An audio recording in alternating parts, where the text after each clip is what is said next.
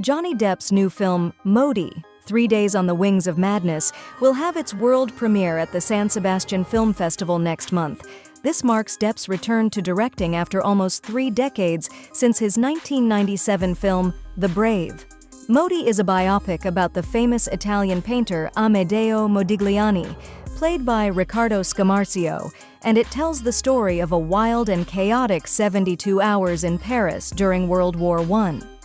The movie also stars Stephen Graham, Al Pacino, and Antonia Desplat. This project is significant for Depp as it marks his comeback in the film industry after his 2022 legal victory in a defamation case against his ex-wife, Amber Heard. In his statement, Depp called the experience of making Modi incredibly fulfilling and transformative, and thanked his cast, crew, and Al Pacino for their support. Depp is excited to share this unique story with the world, and the film's debut at the San Sebastian Film Festival is highly anticipated. Subscribe, Earn Online with Rabina for more videos.